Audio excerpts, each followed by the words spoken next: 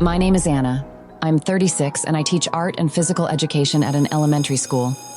The job is part-time because of the shortage of teachers. I have a dog named Darwin, and I live in a pretty suburb. This area used to be a village, so our local school isn't large. But as the city encroached closer, cottages sprang up instead of huts. Expensive cars appeared and started running along the roads. Now, only the old-timers, who still sell harvest from their gardens and orchards by the roadside, remind us of our rural past. I adopted Darwin from a shelter, and I don't know his pedigree, but he looks a lot like a beagle to me. Hunting dogs need specifically long walks, so I know all the nooks of our area well. But when Darwin pulled me into an alley I'd never been before, I was very surprised to find such a place still existed. It was early June. A whitewashed rural cottage on a hill in the center of a spacious courtyard surrounded by a wooden fence caught my eye. There were a dozen beehives in front of it. Those who like Oriental spatial principles would likely commend the impeccable feng shui of the plot, complete with a rock garden and a decorative pond. There was a carved table in front of the gate, and on it were buckets filled with garden flowers, lilies, irises, and peonies. An elderly man with faded eyes and colorful tattoos covering his body sat in an old armchair next to it. It had rained recently, and it seemed like you could almost see the flowers' heavy fragrance in the warm air. There were no customers around. No sooner had I thought that a remote house wasn't the best place to sell the flowers than a white Lexus appeared. A man in a white suit got out of the car. The attire starkly contrasted with the ferocious look that a cataracted eye gave to his face. The man took all the 3 buckets of flowers into his car and drove off. The exchange happened quickly and clearly not for the first time. The old man went inside and brought out 2 buckets of apples. Despite his age, he was incredibly fit. I complimented him and he responded. This was how I met Carl. He showed me his garden and the apiary. He told me that he had an adult son and grandchildren, but that they did not communicate. I asked why.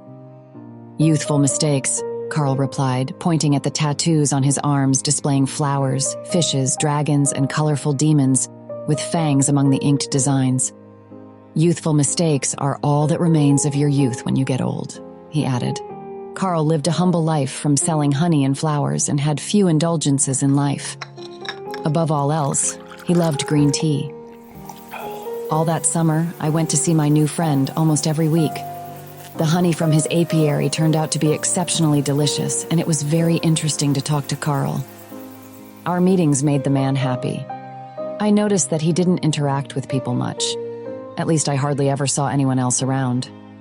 Only twice did the white Lexus arrive, and its driver, the same man in the expensive suit, quickly bought all the flowers and drove off. Maria, Carl's neighbor, was the person I saw most often. She sold vegetables and fruits by the road. She used to teach chemistry at our school, but had retired long ago. She lived in the same alley as him and had a grown-up son. Carl explained that Maria's son had traveled the world for years and only returned last year, but now he rarely left the house. Youthful mistakes, Carl said again. Everyone has them. I didn't say anything then, but I thought I couldn't recall any serious mistakes of my own. Could it be because I was still young? One day, Carl announced there would be no more honey. All his bees had died because of some poison in the air. Can you smell it? He asked. I can't figure out where it's coming from. Indeed, an unpleasant, acrid odor, like someone had decided to mix fresh soot with nail polish, would occasionally permeate the air in the recent few months. Fall arrived and school resumed. In October, I went to do a training course. As such, the next time I planned a visit to Carl's was in early November. Honestly, I missed our meetings so much that I almost ran there. However, what I saw in the alley took my breath away. There was a black pit in place of the white cottage. A bulldozer was rumbling across the plot. Sprouted flower bulbs flew out from under its tracks. The bulldozer operator said he didn't know who Carl was, but the plot's owner was expected to arrive soon. When the white Lexus appeared, the same man who had bought flowers from Carl the previous summer stepped out. I almost felt relieved to see him, expecting him to explain where Carl had gone. The man, who grumpily introduced himself as Dan, said he had never heard of any Carl before.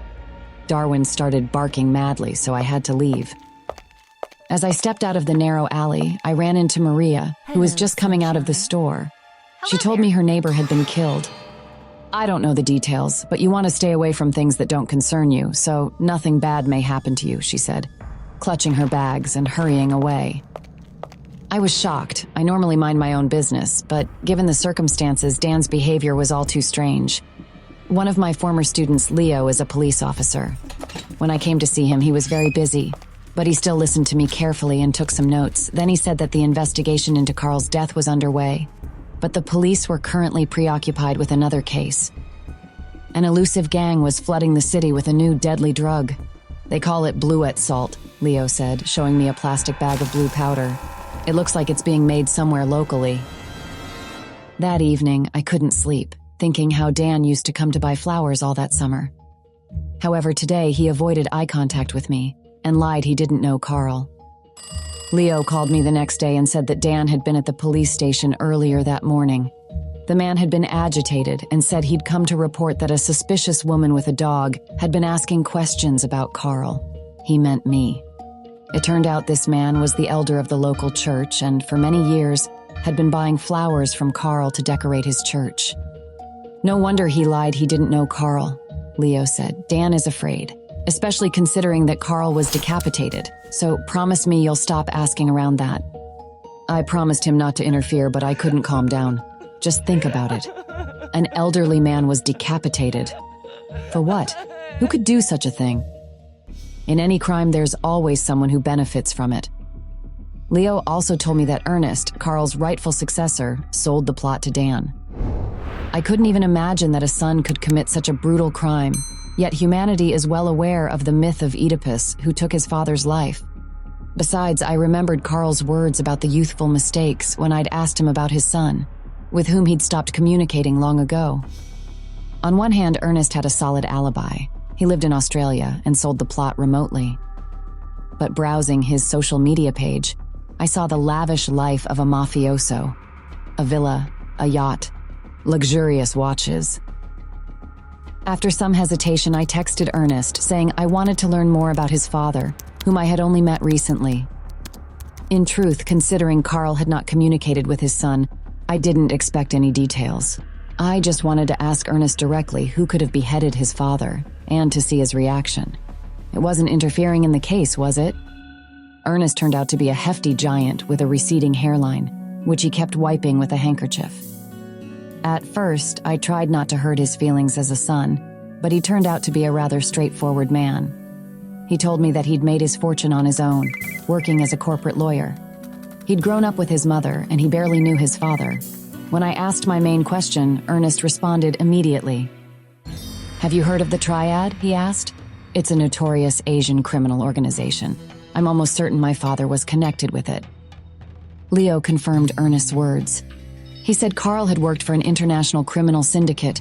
He was the captain of a container ship that delivered smuggled goods, illegal weapons, drugs, and all things of that sort. However, 20 years ago, the sailor had retired from his dealings and settled in seclusion. The investigators think that the Triad members found and punished Carl, Leo said. Decapitation is pretty much their style. I spent several days trying to forget everything, without any success though. Even while I was walking my dog as far away from the crime scene as possible, my thoughts kept returning to Carl. On one hand, everything seemed to add up: his oriental tattoos, reclusiveness, and enigmatic words about his youthful mistakes. On the other hand, however, nothing added up. What could someone have done to deserve their head being severed even 20 years later? It was madness. My musings were interrupted when Darwin, out of habit, ran into that damned alley and chased a cat down Maria's yard. Now, I'm a teacher, meaning a respectable person, but I won't leave my dog in distress. So, as always, I decided not to bother Maria, who was selling fruit by the roadside. I climbed over the fence pretty easily. The only problem was the screen of my smartphone, which smashed when the phone fell out of my pocket, but Darwin was 1,000 times more precious to me. The plot was overgrown with bushes of rose hips and thorns, beyond which I saw a 3-story house. The doors and windows were tightly shut. There was such a pungent stench in the air that Darwin started sneezing. Just in case, I called out, hoping someone would hear me, and was about to leave when I saw that the basement was open and smoke was coming out. I tried calling firefighters, but I couldn't do it with my phone's screen cracked. If only I had thought twice before venturing into that basement. But at that moment, all I could think about was that I recognized the smell. Like someone had mixed fresh soot with nail polish. It was the thing that killed Carl's bees. And so I went down there. All of a sudden, I was covered in darkness. When I came around, I found myself sitting tightly bound to a chair. My head was throbbing with pain. "Didn't I tell you to mind your own business?" Maria asked me in a malevolent tone. Carl also couldn't leave it alone because his bees were dying, and what did it lead him to? It was his own fault. "Chris, come on and finish her." The latter was addressed to her son, a bald man in a tracksuit, holding a sledgehammer in one hand and a large black garbage bag in the other. "Don't bother screaming," he said. "No one will hear you anyway." I had already figured as much. "Just one question," I said. "Are you members of the triad everyone's talking about?" I still struggled to wrap my head around the idea that these two could be a part of an international criminal syndicate. Maria and Chris snorted. "We're independent," Maria replied. "An independent chemical lab. Ever heard of the Blute salt? That's my formula. And I'm working on a new one now." "And the idea with the head, that was mine," Chris boasted, grinning broadly. "Everyone thought Carl's past had caught up with him, even you." Maria stopped laughing and looked at me sympathetically. "Don't be afraid. We'll just dissolve you in acid. Would you like to pray?" Certain moments in life are like turning pages when everything changes dramatically in an instant. First, Leo burst into the cellar with the police. Then I heard Darwin barking. "He brought me here," Dan said, "and I called the police." So, as you've probably guessed, this was the place where the notorious Blue A salt was manufactured. Of course, Maria and her son had accomplices, but their lab was neutralized, and they eventually turned in their partners, so they'll be arrested soon too. The scent in the cellar made my head spin. The police escorted me outside and called an ambulance. Later, I gave my statement. Dan drove me home and talked about something along the way, but I didn't hear him. I was thinking about Carl and the fond memories I had of him. And I was also thinking about the youthful mistakes, because they're all that remains of your youth when you get old.